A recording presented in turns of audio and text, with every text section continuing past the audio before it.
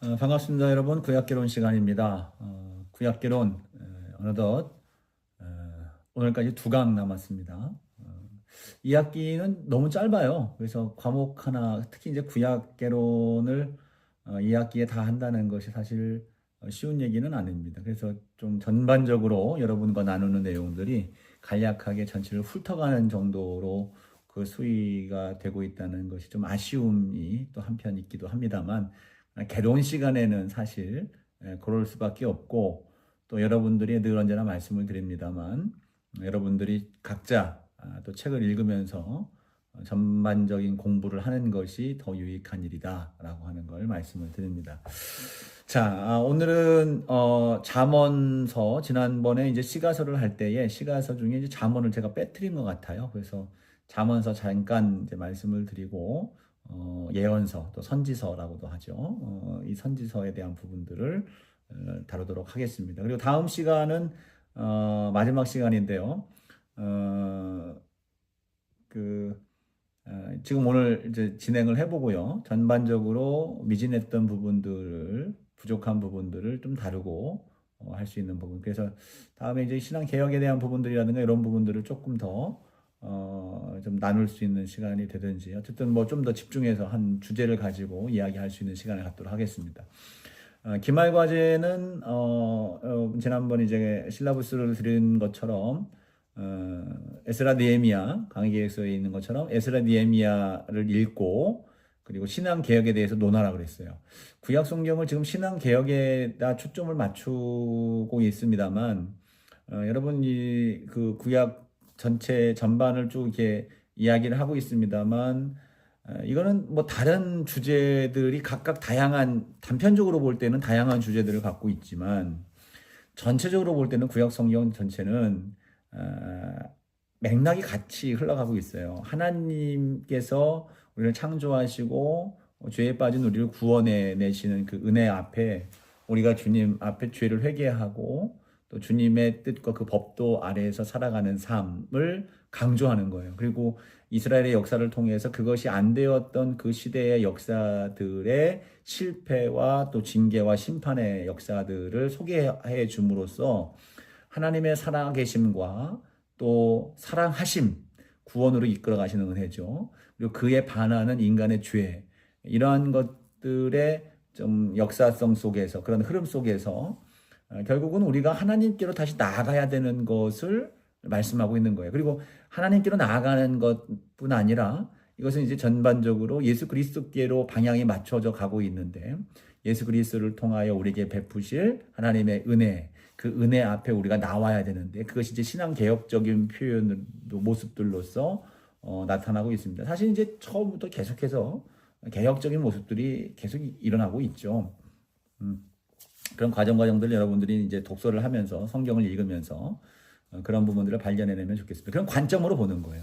하나님 앞에 실패한 인생들, 실수하고 죄를 짓는 인생들, 그리고 그 인생의 실패와 악함 속에서 다시 하나님께로 돌이켜 일어나는 은혜로운 역사들이 군데군데 계속 담겨져 있습니다. 이따가 이제 선지서에 대한 부분들을 이야기할 때도 그런 부분들이 이제 언급이 되겠습니다만, 그런 역사인 관계로 구약 성경에서 신앙 개혁이라고 하는 부분들은 매우 중요한 부분들이다. 그래서 특별히 모든 나라가 멸망하고 포로의 시간들을 거친 후에 되돌아온 이스라엘 백성들이 갖는 신앙 개혁의 모습들, 이런 이 부분들을 에스라 느헤미야에서 집중적으로 다루고 있는데, 이 부분들을 우리가 어떤 모습으로 신앙 개혁이 진행되고 있고, 신앙 개혁이 회방되는 상황들은 어떤 상황인가?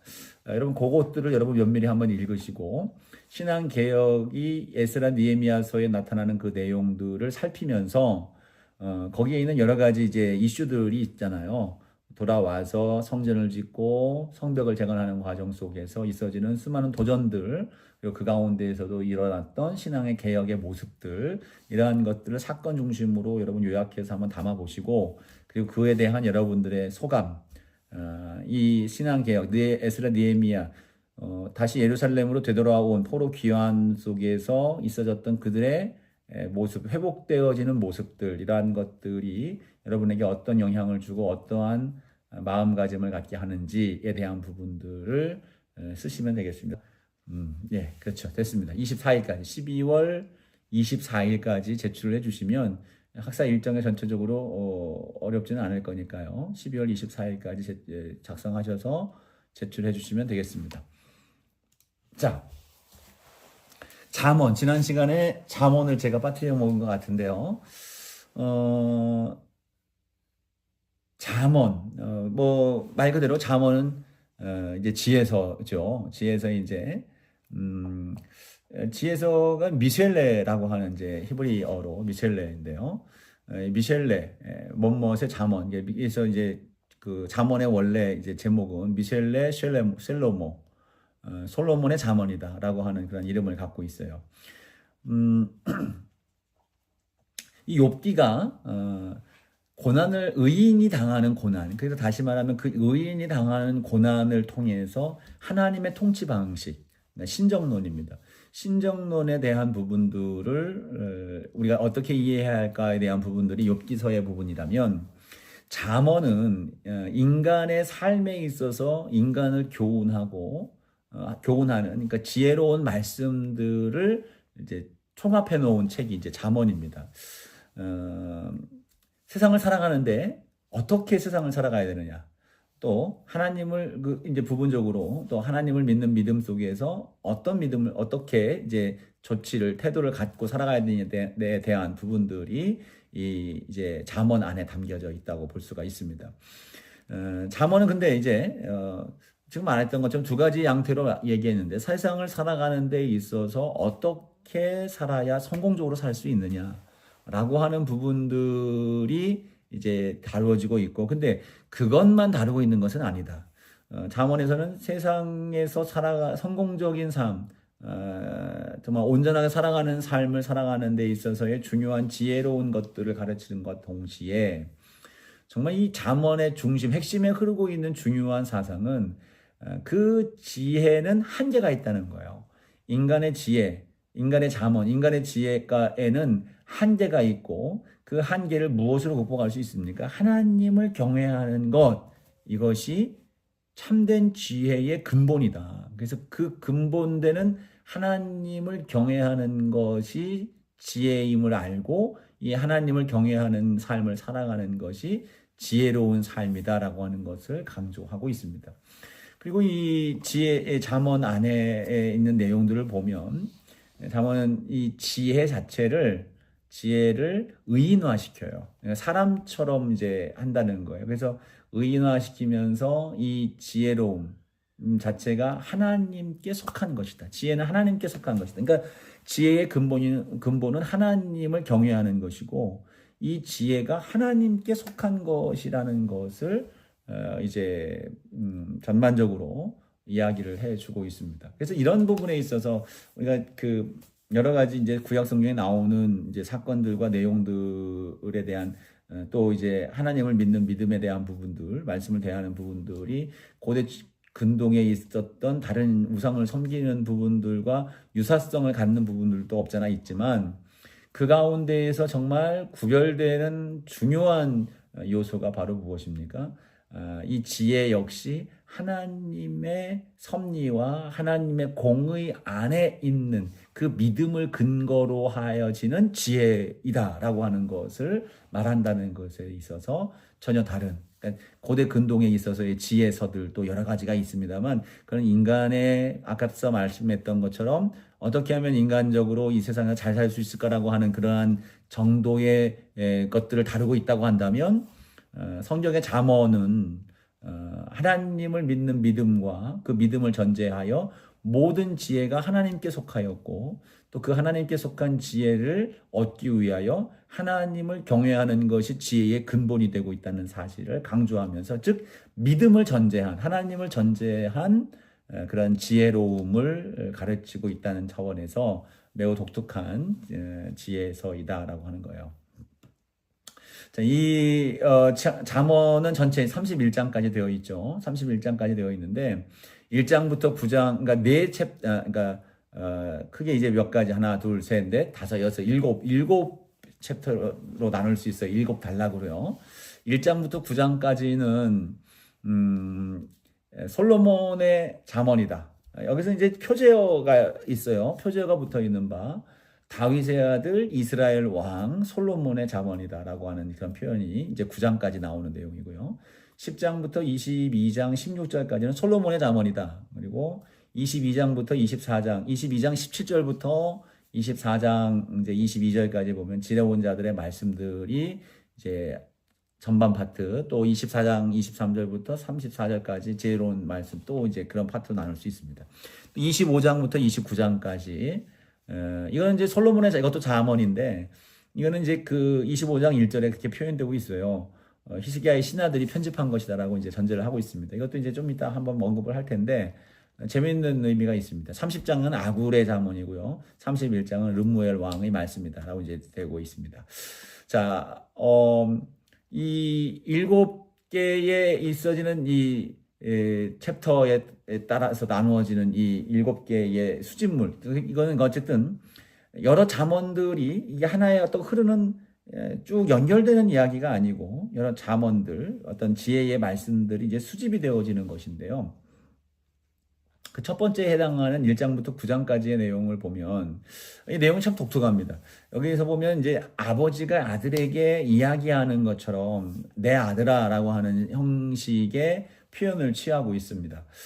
그래서 이제 아버지가 아들에게 얘기를 하고 있기 때문에 이게 이제 명령형처럼 되어져 있어요. 그래서 그리고 또 이제 명령형으로 되어 있고 또 이 부분에 있어서 지혜를 사람처럼 취급하는 의인화가 되어지는 내용도 이제 발견해 볼 수가 있습니다. 한번 보면 잠언 1장 20절을 보면 그 이하에 보면 이렇게 나와 있어요. 잠깐만요. 제가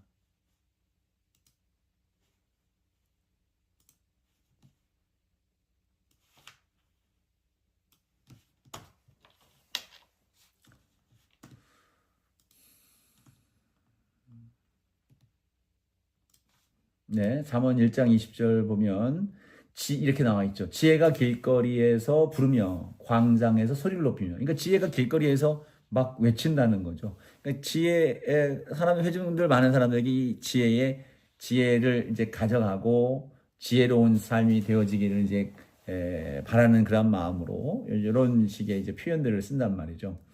또 8장도 보면 이제 여러분 우리 교재에 나와 있는 내용들이에요. 563쪽 지금 564쪽을 지금 제가 보고 여러분들에게 제시를 하고 있는 건데 8장 1절 이하에 보면 여기서도 그렇습니다. 지혜가 부르지 아니하느냐, 명철이 소리를 높이지 아니하느냐, 그가 길가의 높은 것과 네 거리에 서며 성문 곁과 문 어기와 여러 출입하는 문에서 불러 이르되 사람들아 내가 너희를 부르며 내가 인자들에게 소리를 높이노라. 지금 지혜와 명철이 사람들에게 이 지혜롭고 명철한 삶을 살아야 된다는 것에 대해서 끊임없이 외치고 있다는 것들을 의인처럼 사람처럼 여겨서 그렇게 표현해주고 있는 겁니다.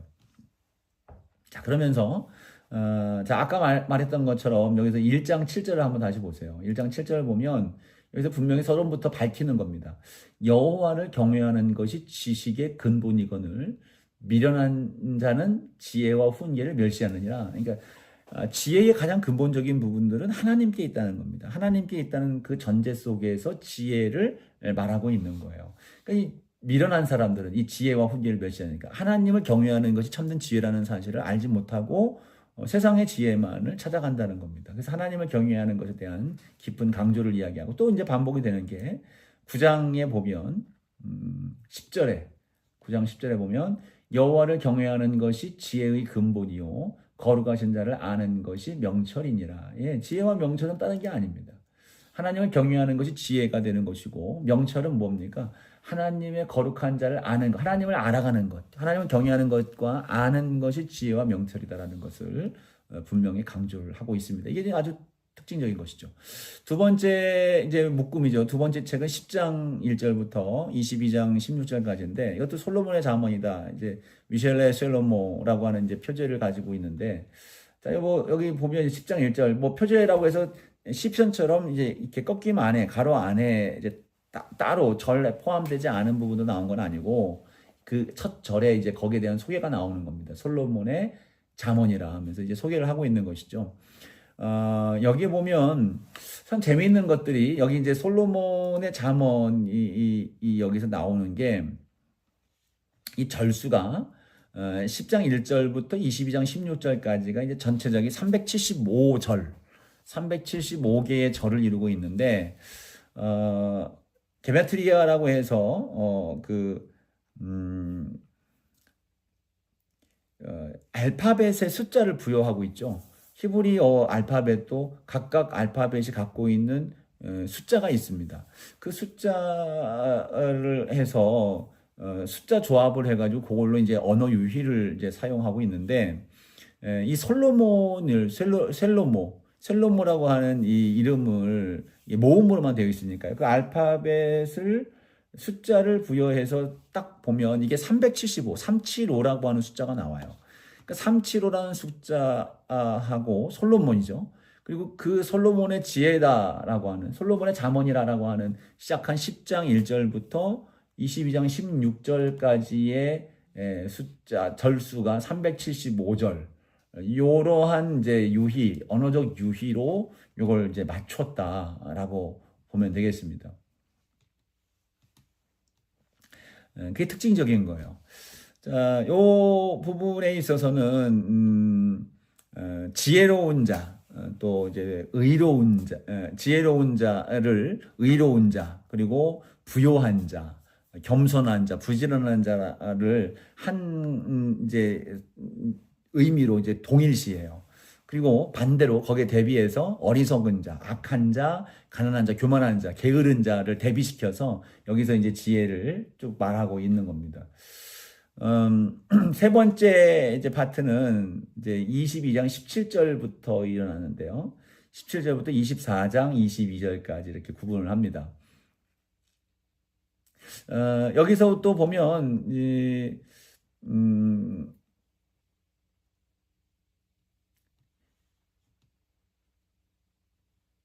자, 여기 있는 17절, 22장 17절 보면 여기서 구별되는 게 다시 이제 솔로몬의 지혜라고 잠언이라고 이야기한 것이 여기서 또 갈라지는 것은 너는 귀를 기울여 지혜 있는 자의 말씀을 들으면 내 지식의 마음을 들지어다. 그러니까 여기서 말하고 있는 지혜 있는 자들의 말씀들을 들어라라고 하는 그런 표제가 다시 다르게 모집이 어떤 수집한 단락이 시작이 되는 겁니다.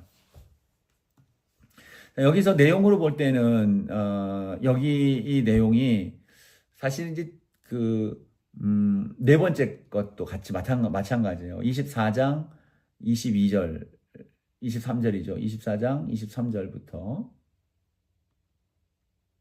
그러면 이것도 지혜로운 자들의 말씀이라고 하는 또 다른 전환되는 하나의 또 수집임을 이야기를 해주고 있어요. 언급을 해주고 있는 것이죠.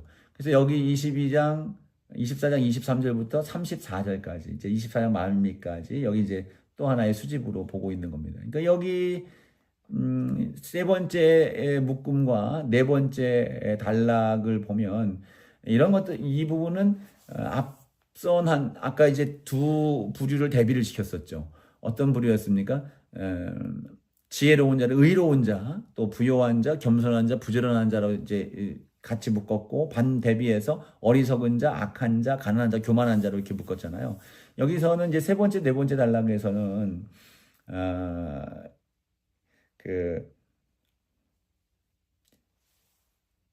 도시의 어떤 상류층들, 또 좀 수준이 있는 사람들을 귀족층, 상류층들을 대상으로 하는 그런 지침, 지혜 이런 것들로 되어 있는 그런 정서 분위기가 그렇게 되어 있다는 것을 볼 수가 있습니다. 25장부터 29장까지는 이제 다섯 번째 책인데 여기 이것도 역시 25장 1절에서 솔로몬의 잠언이요라고 이제 했죠. 이렇게 소개하면 솔로몬이 한 말인 것을 이제 밝히는데 여기는 또 특이한 것은 유다 왕 히스기야의 신하들이 편집한 것이다. 그러니까 솔로몬이 이제 직접 어떤 수집하거나 그 시대에 한 게 아니라 히스기야 시대에 나중에 이제 이루어진 일들이라는 것을 여기서 분명히 밝히고 있습니다. 근데 이것도 재미있는 것이 아까 이제 솔로몬이라고 하는 숫자 375와 그 375개의 절이 이제 동일을 하게 되었다라고 했죠. 여기서도 이제 그런 유형으로 이제 볼 수가 있는데 여기서 보면 그 무엇이 좀 비슷하냐면 138개 이제 절일로 되어 있어요. 138절로 되어 있는데 표제어처럼 쓰여져 있는 25장 1절 빼면 이제 137절이잖아요.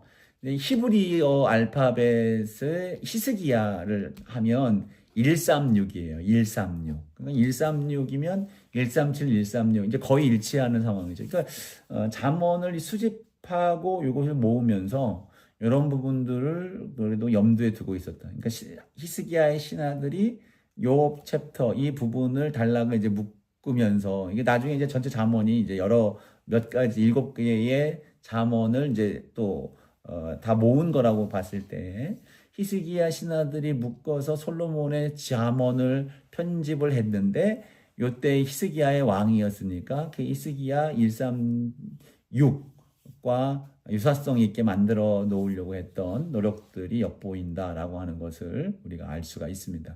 여기서는 이제 225장부터 27장까지는 주로 비유나 비유교 등을 통해서 이제 어떤 세상의 격언들을 쭉 나열한 걸로 나와 있어요. 여기도 보면 미련한 자의 입은 술 취한 자의 소녀 쭉 뭐 이렇게 쭉 나와 있어요. 또 열거를 하고 있고요. 그리고 28장 29절 28장 29장은 이제 종교적인 것, 윤리적이고 종교적인 내용들이 많이 담겨져 있다. 자, 그 다음에 30장은 아굴의 잠언이죠. 아굴의 잠언 아주 유명하죠.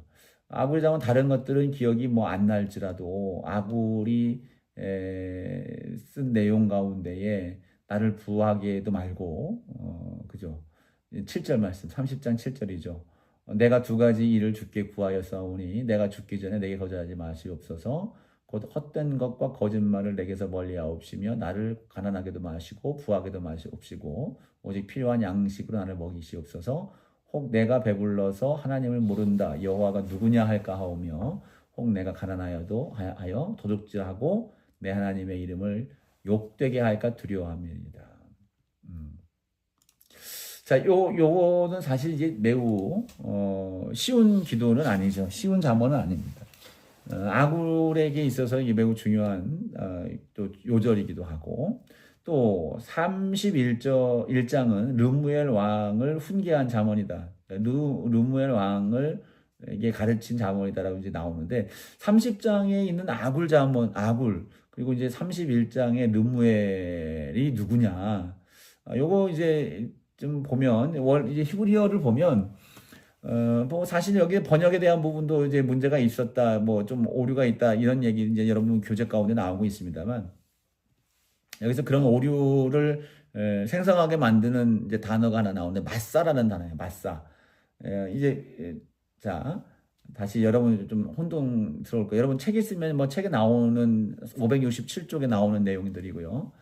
아굴의 잠언이라고 하는 그 표제어 있잖아요. 누구의 잠언인지 여기 써 있어요. 30장 바로 위에 써 있는데 그 30장 위에 써 있는 거 보면 히브리어로 디브레 아굴빈 야케 하마사 그러니까 마사 맨 마지막에 마사가 나오고 르웰 왕을 훈계한 잠언이라고 하는 부분에 있어도 맨 마지막에 이제 마사라고 하는 단어가 나와요. 그래서 이 마사라고 하는 단어가 이제 뭐 경고다, 훈계다 뭐 이렇게 번역을 우리는 했지만 그러나 이제 이 원래 학자들은 구약 학자들은 이 마사가 사실은 훈계나 경고 이런 의미보다는 지역을 의미하고 있다. 그 지역.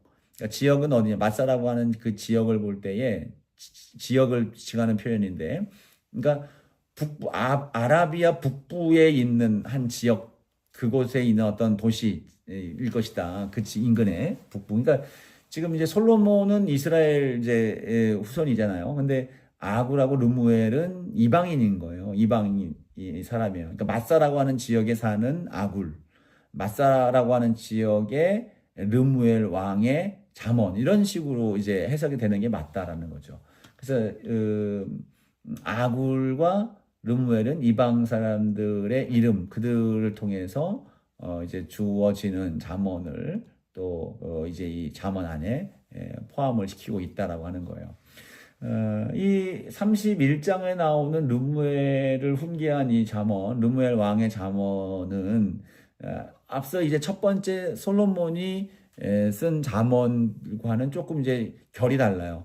앞에 첫 번째 파트에 있었던 솔로몬의 잠언은 아버지가 아들에게 훈계하는 그런 권고하는 장면이라고 본다고 한다면 31장에 나오는 이 잠언은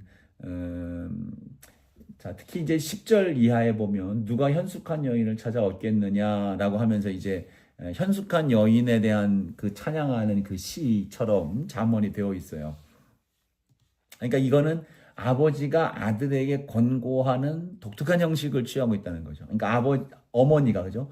어머니가 아들에게 현숙한 여인은 이런 여인이다. 이렇게 아름답다라고 하면서 어머니가 르무엘 왕인 아들에게 전해주고 있는 그러한 노래, 잠언이다라고 하는 것을 볼 수가 있습니다. 자, 이제 그 예언서입니다. 예언서. 예언서는 참, 딱 듣는 순간 이제 어렵죠. 어려운 마음인데요. 예언서는 대선지서와 소선지서로 구분합니다. 대선지서와 소선지서는 사실 대선지서는 그 선지자가 위대해서다 이런 게 아니고요. 그 문서로 기록된 예언서의 분량에 따라서 대선지서와 소선지서로 구분을 합니다. 굳이 이걸 이제 구분을 하는 거예요. 양적 차이가 좀 많기 때문에 그렇습니다. 대선지서는 뭘까요? 여러분 아시겠죠? 이사야, 예레미야, 애가. 그러니까 예레미야와 예레미야, 애가는 같은 맥락으로 묶이니까요. 그리고 에스겔, 다니엘, 여기 5개가 이제 대선지서라고 할 수 있고요. 소선지서는 그러면 나머지 것들이죠. 호세아, 요엘, 아모스, 오바디아, 요나, 미가, 나훔, 하박국, 스바냐, 학개스가랴, 말라기. 이렇게 이제 12권이 됩니다. 그래서 총 17권이 이제 예언서인데, 자, 이제 대선지서와 소선지서라도 구분을 되고, 또 하나는 우리가 지난 시간 강의 시간에 여러분 강의 영상 말고 표 하나 올렸어요. 그 표는 뭐냐면 북이스라엘과 남유다의 왕조표로라고 해서 이제 하나 올렸는데, 연대와 가운데 보면 남북의 왕 이름들을 쭉 열거를 했고요.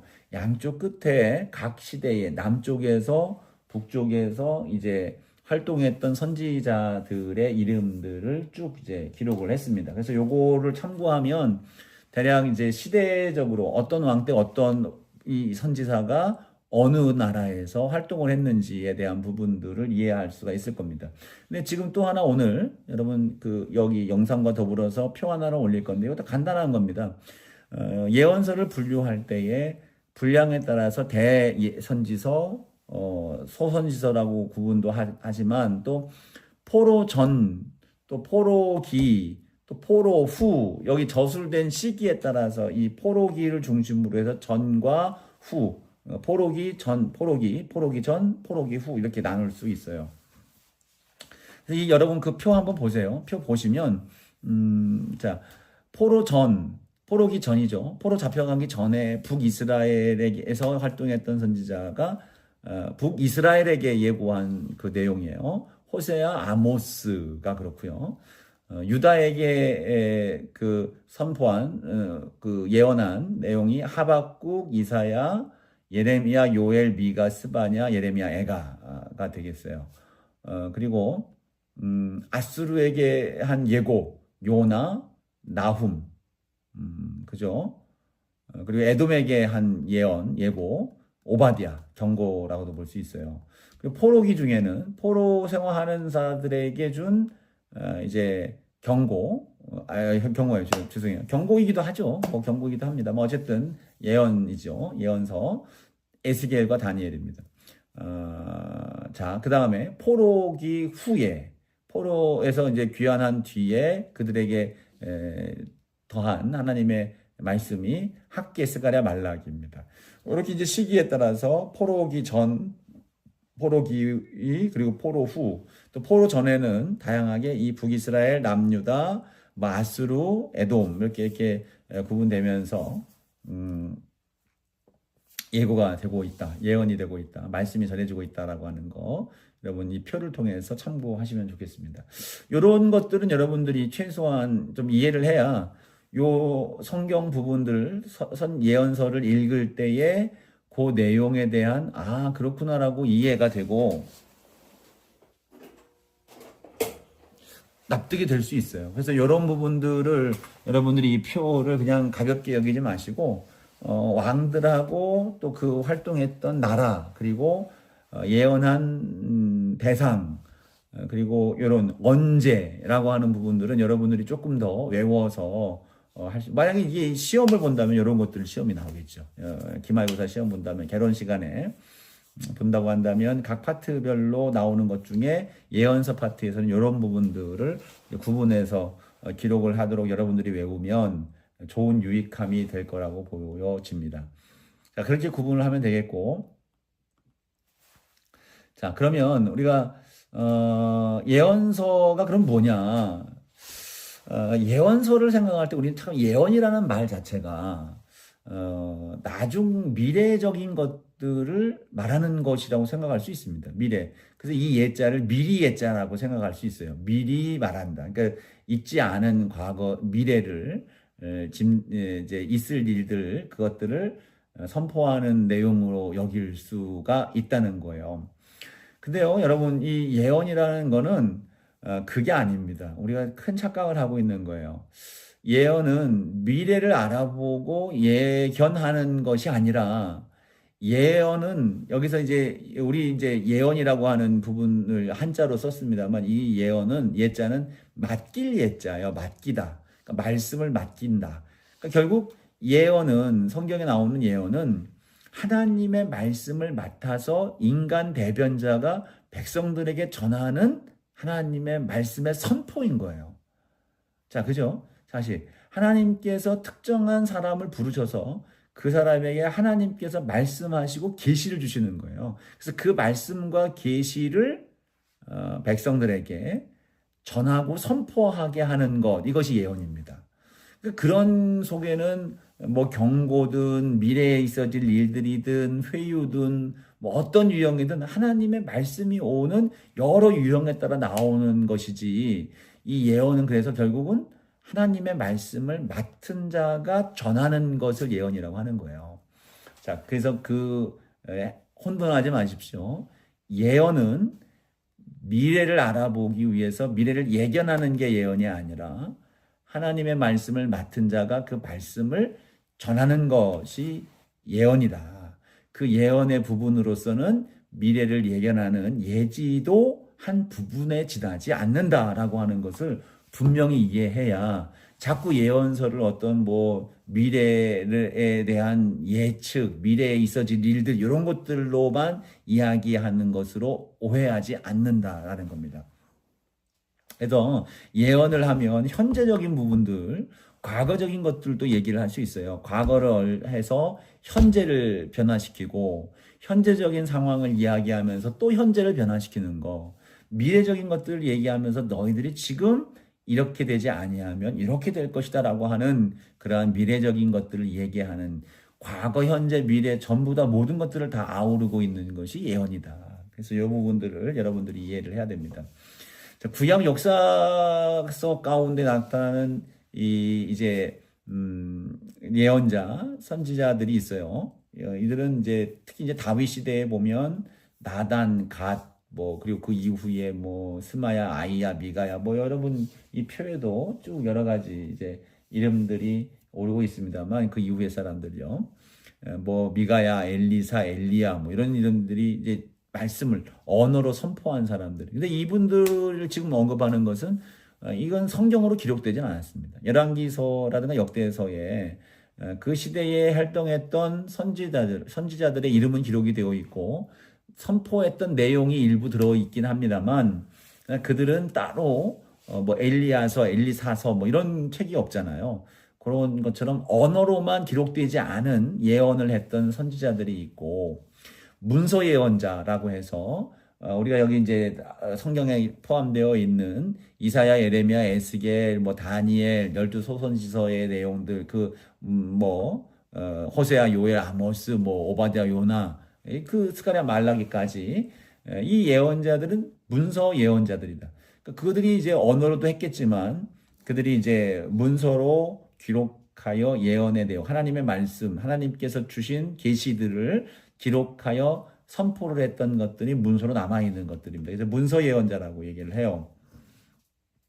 자, 중요한 것은 언어를 이야기했든 문서를 얘기를 했든 하나님의 계시와 영감 속에서 이것을 받아서 선포한 것이다. 하나님의 영감. 그래서 이 선지자들은 이 예언자들은 항상 이야기할 때 여호와의 말씀이다. 뭐 하나님께서 말씀하셨다. 여호와께서 말씀하셨다. 여호와께서 이렇게 하셨다라고 하는 그러한 지금 내가 선포하는 것이 내 말이 아니라는 것을 먼저 선언을 하고 선포를 하고 난 뒤에 그 내용들을 전했어요. 그러니까 하나님의 감동과 계시를 통해서 얻은 그 내용을 지금 전하고 있다는 것을 강조하는 겁니다. 이게 이제 특징적인 한 부분인 것이죠. 자, 이런 내용들이 이제 그 예언자들, 선지자들을 명하는 이 명칭에도 그것이 담겨 있어요. 그런 내용들이라는 것을. 그래서 예언자들을 이제 부를 때의 명칭이 바로 예언자, 지금 말하는 것처럼 예언자예요. 선지자라고도 얘기를 해요. 선지자, 예언자 같은 말입니다. 선지자는 먼저 안자, 그러니까 계시를 받은 자라고 얘기할 수 있겠죠. 그래서 그걸 히브리어로 뭐라고 하면 나비입니다. 나비. 펄펄 날아다니는 나비가 아니고 히브리어 나비입니다. 자, 이 나비는 어느 정도 알리다, 말씀을 전하다, 부르다라고 하는 의미를 갖고 있는데 결국 이제 하나님의 말씀을 받아서 인간과 하나님 사이에 어떤 전달자, 매개자가 되는 거예요. 그러니까 하나님께 말씀을 받고 사신이 되어서 사람들에게 이 메시지를 전하기 위해서 세움받은 사람, 나비, 예언자, 선지자다라고 하는 거예요. 두 번째는 선견자라고 하는 표현이 나와요. 선견자. 이제 호제 또는 로에라고 하는 히브리 말로 기록이 되어 있는데 이건 보는 자죠. 우리가 이제 선견자 먼저 본 사람이라고 표현하고 있는다. 그러니까 선견자라고 표현하는 것은 하나님의 말씀의 계시가 내적 감동을 통해서 또는 어떤 음성을 통해서 들어올 수도 있겠고 또 하나는 환상을 통해서 이제 황홀경을 통해서 신비한 현상들을 통해서 경험할 때도 있어요. 그러니까 환상이나 특별한 계시를 신비한 현상들을 통해서 이 계시를 전해받다 보니까 먼저 본 자, 사람으로서 볼 수 없는 것들을 보는 자, 그러니까 선견자라고 하는 표현을 쓰기도 하는 겁니다. 또 하나 이제 표현은 하나님의 사람. 이제 하나님의 사람이라는 것이 지금 우리는 다 하나님의 사람이라고 하는 표현들을 일상적으로 쓰지만 그 당시 하나님의 사람이라고 하는 말을 특별히 쓰는 것은 하나님께 귀속된 사람들. 그러니까 하나님께 속해서 하나님의 일을 하는 사람으로서 구별된 자를 그렇게 표현을 했어요. 하나님의 사람이라고. 그래서 하나님의 말씀의 계시를 받아서 그걸 전달하거나 성령, 하나님의 영에 감동되어서 신비한 경험을 하고 그 말씀을 전하는 자들, 이 사람들은 일상적인 사람들과는 달리 구별되어서 따로 세움받은 사람들이잖아요. 그래서 그들은 이제 하나님의 사람이라고 이제 표현을 하는 겁니다. 자, 이제 앞서 얘기했던 것처럼 이제 우리 교재에는 황홀경이라는 표현을 써요. 신비한 경험을 하는 거예요. 하나님을 만나는 신비한 경험. 그래서 사실 이제 그 당시에 그 시대에 고대 근동지방에서도 이제 다른 이제 그 신을 섬기는 선지자들의 그런 모습 속에서도 신비한 경험, 황홀경 속에 있는 상황 속에서 어떤 이제 예언을 하는 그런 일들도 있었는데 어쨌든 그 당시 이스라엘 예언자들 역시 하나님의 감동을 따라서 이제 소명을 받고 계시를 받는 거예요. 그런 감동이라는 것이 이제 신비한 경험, 황홀경 속에 있는 거예요. 그러니까 내가 나를 통제할 수 없는 그런 상황 가운데에서 계시가 임하고 환상이 임하는 거예요. 그러니까 이제 그 바울도 신약성경에 보면 사도행전에서 다메섹으로 가는 길상에서 예수님을 만나게 되잖아요. 근데 예수님을 만나는 그 상황 속에서 자기가 어떻게 할 수 없는 그러한 가운데 신비한 환상을 보는 거잖아요. 물론 그 환상이라는 표현이 지금 우리는 허상이라는 의미를 갖고 있지만 사실 막 예수님이 임하시고 임하는 것이 허상은 아니잖아요. 고 이제 주님이 내게 임하시는 그 현상들이죠. 그래서 그 통칭해서 그것을 이제 환상이라고 얘기를 하고 황홀경이라고 얘기를 하는데 어떤 신비한 체험이라고 하는데 이런 방식 속에서 예언을 하게 됐다. 그러니까 그런 상황 속에서 이스라엘 예언자들은 특히 그 당시 이제 이제 언어적인 이제 그 예언을 하던 그런 언어 예언, 말씀 예언으로만 갔던 이제 선지자들의 내용들을 보면 대부분 이제 그 내용들 자체가 전쟁에 나가서 이제 성패에 대한 부분들을 하거나 또 이제 신적 계시를 통해서 왕들에게 이제 전하는 이제 메시지를 이제 중심으로 이제 전달이 되게 되는데 어쨌든 그런 상황에서 왕에게 나아갔든 아니면 왕에게 이제 전쟁에 대한 부분들의 성패, 하나님이 역사하실 거냐, 그렇지 않겠는가에 대한 부분들을 전달을 받는 그러한 상황 속에서 엄청난 그 카리스마, 그 은사, 영적 권위를 이제 부여받는 거죠. 황홀한 상황 속에서 그런 신비 체험을 하게 되고 그리고 왕들에게 나아가서 전쟁에 관련된 국가적 부군에 대한 부분들을 이야기를 하면서 그 속에서 부여되는 영적 카리스마라고 하는 영적 권위의 부분들은 매우 강력한 존재들이다 라고 볼 수가 있습니다. 자, 예언을 왜 하실까? 예언이 왜 주어질까? 그 목적이 무엇인가? 사실 앞서 말했던 것처럼 예언하는 것 자체는 어떤 뭐 개인의 사사로운 점을 치고 점치거나 무슨 미래를 예언하는 그런 정도 수준이 아닙니다. 그게 아니라 예언의 목적은 정말 근본적인 것들인데요. 처음 이제 신명기적 어떤 사관의 역사관에 대한 부분들을 통해서 이미 창세기에서부터 제가 쭉 말씀을 할 때에 모세 오경으로부터 말을 할 때에 그런 표현들을 했습니다만 바로 이 예언자들이 예언을 했던 하나님이 계시를 하셔서 예언자들을 세워서 그들로 하여금 하나님의 말씀을 계시를 전하게 한 목적은 바로 뭐냐면 하나님과 백성들 사이의 관계가 다시 회복되고 바로 세워지기를 원하는 하나님의 갈망이 속에 있어요. 하나님의 간절한 마음과 그 사랑함이 이 백성들이 에게 전하는 하나님의 말씀, 음성을 통해서 다시 그것이 회복되기를 원하는 것. 이것이 가장 핵심적인 중심성입니다. 예언은 다른 게 아니에요. 이스라엘 백성들이 잘하고 있다, 왕들이 잘하고 있다 했을 때는 사실은 예언자들이 딱히 필요한 상황은 아니었을 거라고 생각을 합니다. 근데 이 상황이 아니니까요. 하나님은 예언자들, 하나님의 택하신 자들에게 말씀을 주셔서 그 말씀을 백성들에게 전하고 그 백성들이 말씀을 받은 후 하나님 앞에 다시 관계를 바로 세우려 그 앞으로 나오는 일들을 원해서 하나님의 기대를 가지고 선지자들을 보내게 되는 겁니다. 그래서 몇 가지로 요약을 하게 되면 여러분 교재 609쪽에 나오고 있는데요. 609쪽부터 나오는데 맨 밑에 예언의 목적이 나와 있어요. 거기 보면 먼저는 하나님, 유일하신 하나님에 대한 신앙과 구원에 대하여 바르게 가르치기 위한 거예요. 하나님은 유일하신 하나님, 역사를 주관하시는 그 절대 신이신 창조주 하나님이 어떤 분인지 그 하나님에 대한 믿음, 그 하나님의 앞으로 나와야 구원을 받을 수 있다는 사실, 이것을 깨닫게 하기 위해서 이 예언자들이 나오게 되는 겁니다. 그 예언자들이 이제 선포했던 이제 말씀들 또 이제 초기 이제 예언자들이 하는 내용들을 보면 사실 이제 왕들이 계속해서 다른 어떤 국가를 외교에 있어서 다른 나라를 의지하는 그러한 시도와 그런 내용들이 담겨져 있죠. 아수르, 바벨론, 애굽, 이런 인간 동맹들을 이루어 갈 때에 그것이 너희들이 살 길이 아니라는 겁니다. 그들이 바로 살 길은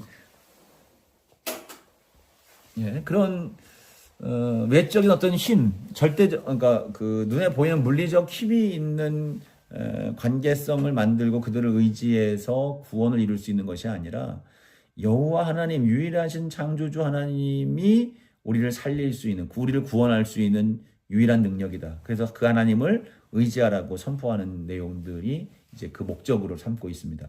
또 하나 목적은 뭐냐면 윤리적으로 그러니까 이제 죄로 타락해져 있으니까 결국 윤리적으로 잘못된 길을 걸어가고 있는 거예요. 윤리적으로 잘못된 길을 걸어가고 있는 그들을 백성들을 윤리적으로 바로잡아주는 역할을 하고 있고요. 결국 그것은 하나님에 대한 신앙이 붕괴되어져 있기 때문에 나타나는 현상들을 바로잡는 것. 다시 말하면 다시 첫 번째 목적으로 돌아가는 것처럼 하나님 앞에 너희들이 회개하고 바르게 서 있는 삶이 되어질 것에 대한 촉구죠. 그리고 이제 결국 그것이 되지 않을 경우 이제 심판이 임하게 된다는 것에 대한 부분들을 깨닫게 하기 위한 겁니다.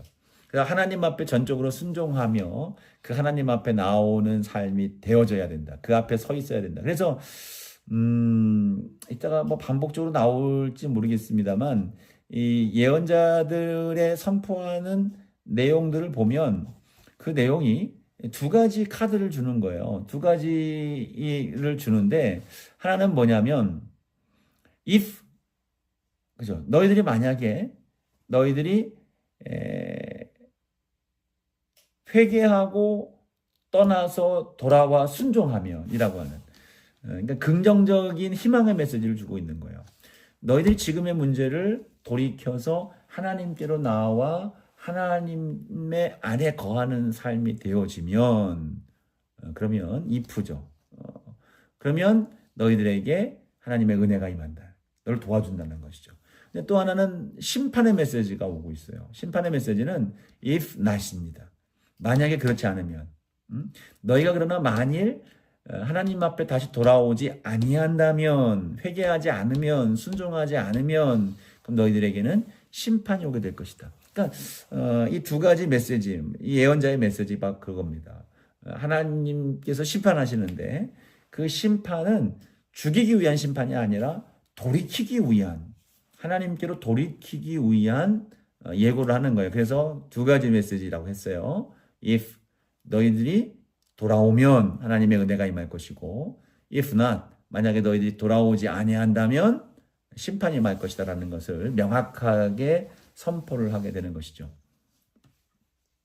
자, 또 자, 여기서 이제 또 세 번째 또 중요한 목적은 개인의 갱신입니다. 제사가 새로워지고 영적 갱신. 그러니까 하나님 앞에 하나님을 섬긴다고 하면서 하나님과의 관계가 이제 매우 뭐라고 할까요? 혼합적이고 더럽혀져 있는 상태로 하나님 앞에 나오는 거예요. 그러니까 하나님을 섬긴다고 하지만 혼합적, 즉 다른 우상 숭배도 막 하는 거예요. 단 영적으로 혼탁해져 있는 거죠. 그러한 것들로부터 갱신하기를 하나님은 원하시기 때문에 돌아오라. 그래서 제사, 너희들이 땅 밟는 것도 싫다는 거예요. 재물 냄새가 나 역겹다는 이야기들도 이제 말씀 가운데 나오게 되는 것이죠. 그래서 개개인이 영성이 회복되고 하나님과의 관계가 회복되어서 하나님과 하나님 안에서 거룩하고 온전한 하나님의 백성이 되어지기를 간절히 원하는, 회개하고 돌아오기를 원하시는 주님의 촉구가 예언에 담겨져 있습니다. 그리고 또 하나는 이제 종말론적인 미래를 이제 볼 수 있도록 해주는 건데, 그러니까 어쨌든 위기의 상황, 마지막 때가 반드시 오는 거예요. 그러니까 그것은 역사적으로 최종적 마지막이 있는가 하면 시대적인 역사성 속에, 시대적인 역사의 흐름 속에서 부분적인 시대적 종말이 있어요. 시대적 그러니까 그 역사의 완전한 종말 말고요. 부분적 종말이 있게 되는 거죠. 그런 과정 속에서 결코 그 종말의 과정 속에서 있는 고난과 역경과 어려움, 이러한 것들을 당면한 상황에서 그것을 배교하거나 떠나지 말고 너희들이 남은 자로서의 삶을, 믿음을 지켜내라라고 하는 것을 가르쳐주는 거예요. 이게 신약에도 같은 맥락으로 오는 거예요.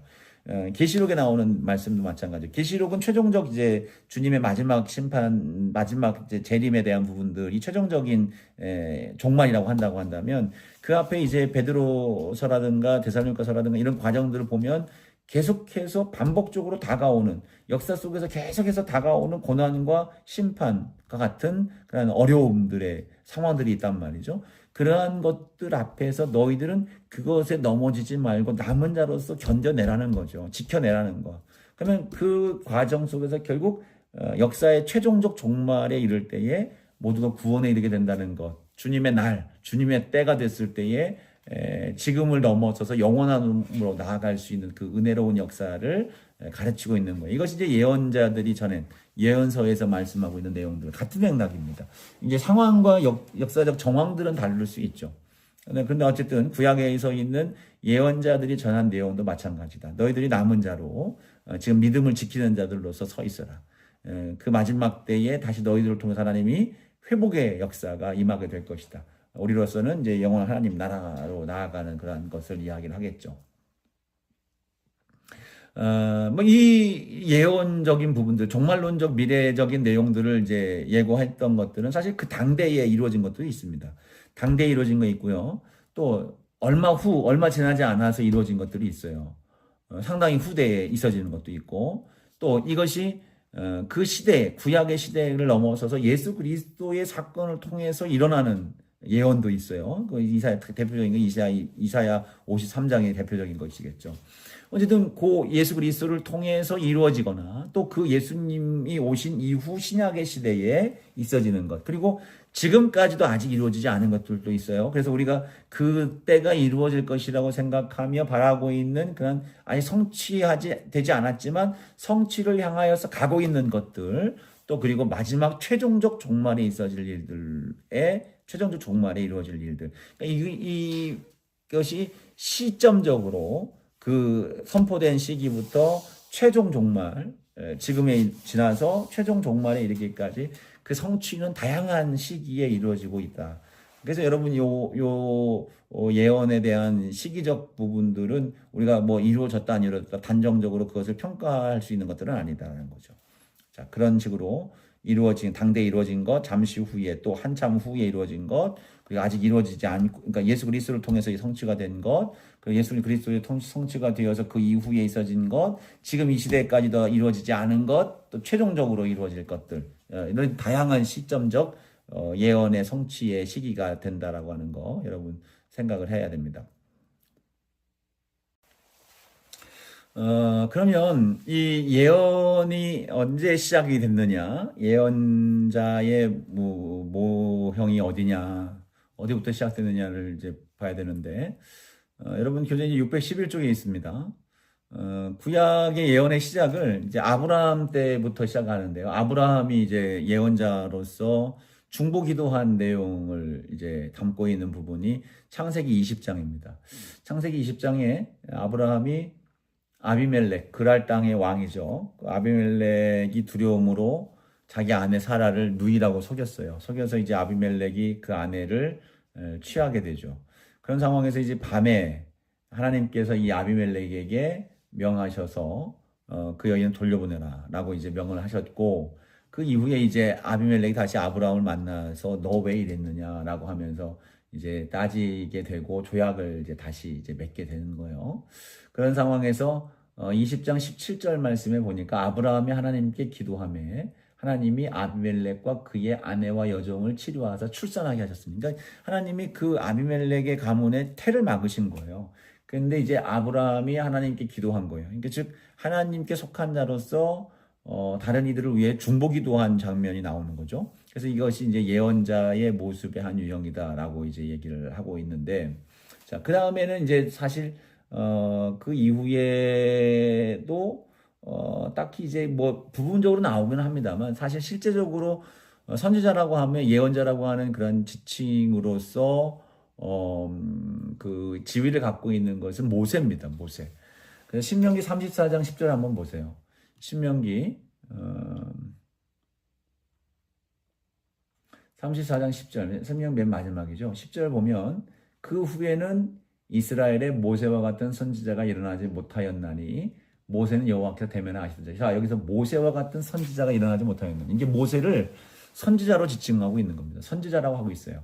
신명기 18장 15절, 신명기 18장 15절에서 18절에도 보면, 15절에도 보면 내 하나님 여호와께서 너희 가운데 내 형제 중에서 너를 위하여 나와 같은 선지자 하나를 일으키시리니, 나와 같은 선지자를 일으키겠다라고 또 18절도 내가 그들의 형제 중에서 너와 같은 선지자 하나를 그들을 위하여 일으키고 이제 이런 선지자에 대한 표현들이 나와요. 나와 같은 선지자. 즉 모세 스스로 자신이 예언자요 선지자라는 사실을 밝히고 있어요. 민수기 12장에도 보면 자 보시죠. 12장 4절.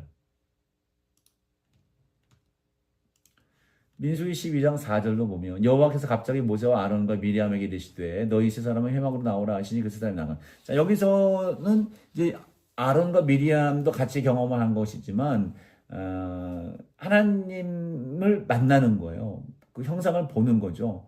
그리고 이것은 이미 모세에게는 일상적으로 있어지는 일들이다. 아까 좀 전에 읽었던 신명기 34장 10절에 보면 여호와께서 대면하여 아시던자요. 늘 언제나 하나님의 임재를 통해서 하나님의 계시가 이 모세에게 임한 겁니다. 그런 가운데에서 이제 아론과 미리암을 위해서 탄원의 기도를 하는 게 이제 12장 어디예요? 예, 민수기 12장. 자, 그죠? 미리암이 벌을 받고 그 벌이 면하여지기를 위해서 간절히 기도하죠. 14장 13절이죠. 12장 13절 민수기 모세가 여호와께 부르짖어 이르되 하나님이여 원하건대 그를 고쳐주옵소서. 그러니까 하나님께서 이루시고 이제 어떻게 해라 이제 명령을 하시는 거죠. 근데 이제 모세가 하나님을 만나고 하나님 앞에 기도하는 그런 예언자적 모습. 자 호세아에서도 모세를 선지자라고 하는 예언자로 이제 언급을 하는 부분들도 있습니다. 그러니까 사실 이제 실제적 아까 이제 그 아브라함 같은 경우에는 선지자적 어떤 중보기도를 했던 모습들을 그 출발로 본다고 한다면 사실은 뭐 그것보다는 모세가 예언의 시작 또는 예언의 출발점이다라고 볼 수가 있습니다. 그러니까 예언은 앞서 말했잖아요. 하나님의 말씀을 맡아서 전하는 거잖아요. 그러니까 이 모세는 여러 유형으로 하나님을 경험하고 계시를 받고 하나님의 임재를 경험하고 자 이런 여러 과정 속에서 하나님이 하시고자 하는 말씀을 받아요. 하나님이 하시는 말씀을 받고 이 말씀을 백성들에게 선포하기 때문에 모세는 전형적인 예언자로서의 지위를 갖습니다. 근데 그 모세뿐 아니라 모세의 누이 미리암도 여자 선지자라고 불리죠. 그리고 사사기에 나오는 드보라도 여선지자다라고 이제 표현을 하고 있어요. 사사기 4장에 나오는 거예요. 기드온 시기대에도 이름이 밝혀져 있지 않은 예언자가 나타나서 바알 숭배의 죄에 대해 경고하는 장면도 나오고 사무엘상에도 보면 2장에 보면 무명의 예언자 이제 하나님의 사람이라는 표현이 되어 있어요. 그 이제 엘리의 두 아들이 죽을 것을 이제 그 하나님의 사람이 예고를 하고 있습니다. 자, 그리고 사무엘상 9장 9장에 보면 거기도 사울과 그 사환이 왕이 되기 전에 사무엘을 만나기 전에 아버지의 그 나귀를 잃어버렸죠. 나귀를 잃어버리고 그걸 찾으러 가는 과정 속에서 그들이 이제 이야기 대화하는 장면이 나와요. 그것이 이제 사무엘상 9장인데요. 잠깐만요. 볼게요. 사무엘상 9장 9절 말씀에 보면 이렇게 이제 부연을 하고 있습니다. 부연을 옛적 이스라엘의 하나님이 이스라엘의 사람이 하나님께 가서 물으려 하면 말하기를 선견자에게로 가자 하였으니 지금 선지자라 하는 자를 옛적에는 선견자라 일컬었더라. 그죠? 여기 아까 이제 예언자를 어떻게 호칭하고 있느냐에 대한 부분들 하는 내용들이 다 나와요. 하나님께 가서 선견자 또 선지자.